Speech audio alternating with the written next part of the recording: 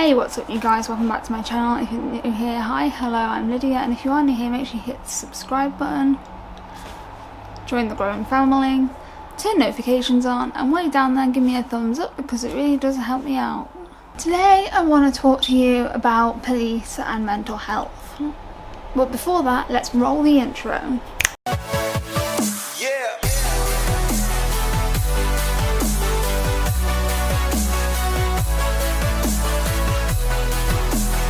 So, if you followed me for a while, you will know that when I lived in Lancashire and my first 2 years in London, I was involved with the police a lot for my mental health.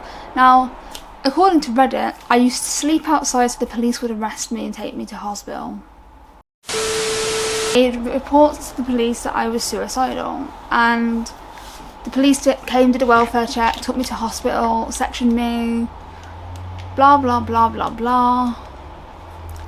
And so, yeah, that happened quite a lot. And basically, I've only ever been arrested once in my life. So to the Reddit post, no, I didn't go get drunk and then go and lie on that floor outside the police station to get sectioned. I passed out after spinning round a lamppost outside the police station. Completely unintentional, and to be blunt, I wasn't on any medication then, so I could drink. If I wasn't on medication now, I'd probably still drink. I do drink on my meds, but anyway, I'm getting sidetracked with my Reddit again. Sorry, if you haven't seen my Reddit video, I'll link it on the iCard up there. It's an interesting one. But I had a lot of involvement with the police and mental health, so I thought I'd make a video sharing what happens. The first ever instance I had the police involved with my mental health was 2 days before Christmas in 2016. And I got placed on Section 136 of the Mental Health Act, which was a 72-hour hold. And honestly, that day I was supposed to be travelling to my mum's. I was absolutely terrified that I was going to get sectioned. Like, I was already sectioned, but I mean like on a Section 2 or a Section 3. And I literally cried my eyes out because I thought I was going to miss seeing my family at Christmas. And that might not seem like a big deal to some people, but I live far away from my family. So the time I do get to spend with them, I appreciate. So the first instance with police and mental health was getting put on Section 136. I can't remember exactly what happened that day, and even if I could, I wouldn't share it anyway because I don't want to give people ideas. Basically, the police have two powers, well, three powers, if you call arresting people an power. So Section 136 of the Mental Health Act, which is a 24-hour hold now, and basically it allows the police to detain you and take you to a place of safety. That could be a police station, hospital, 136 suite, whichever is available. They don't like to put you in a police station because you can feel a bit like a criminal for having mental health issues. Been there, done that, got the t-shirt, you know. And honestly, being locked in a cell was the worst thing anyone could have done for my mental health. The next power police have is Section 135. Section 135 allows them with a warrant, they have to have a warrant, and they can remove you from your home dwellings or living area. I only ever had that used on me once, and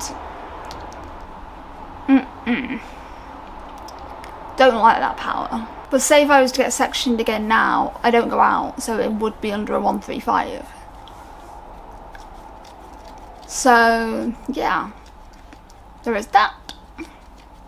And then the final power, which I don't really think you can call a power, is they can arrest you for breach of the peace.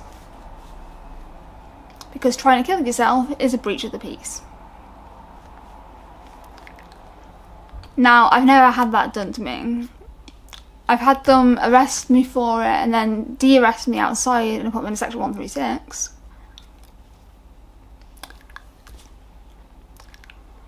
But yeah, police have different powers, and it is quite common, especially in the UK, that police are the first point of call for mental health crisis.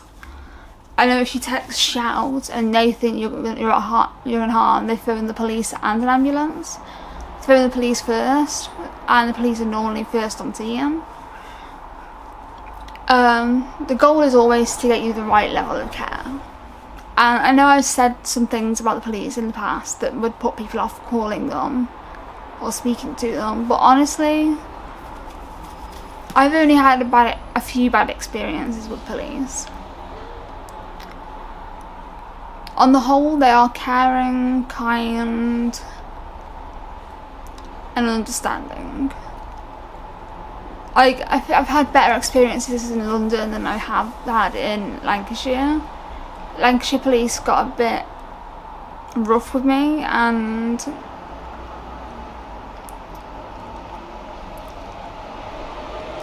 well, they treated me like shit. I have nothing nice to say about Lancashire police. Metropolitan police have been amazing. I've only had one bad experience with them, and that was when they had me handcuffed behind my back and put me in leg restraints. Lancashire police treat me like shit. Metropolitan police have been really nice, and they're kind, and they actually want to help. I've had one bad experience with Metropolitan police, and try not to think the worst of when police get involved with mental health, because they're not out to hurt you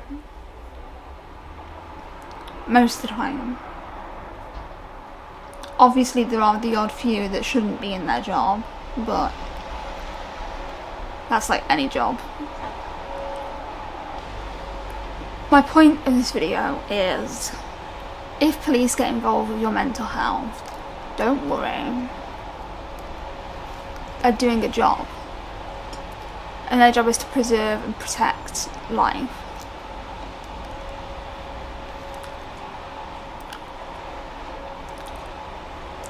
And if you're trying to kill yourself or self-harming, or say you have an eating disorder and they've called for a mental health assessment and they've determined you need to be in hospital and you won't leave, the police can come and escort you to hospital.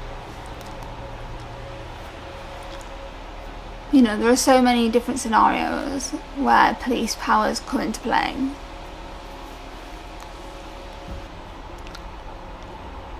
I'm gonna have to end this video here because I keep having flashbacks to different events that have happened with police, especially in Lancashire.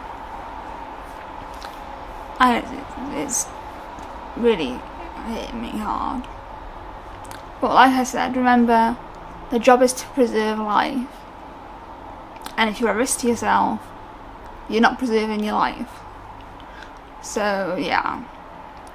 Thank you for watching. If you're new, subscribe, join the growing family, and I will see you in my next video. Peace. And bye. Bye.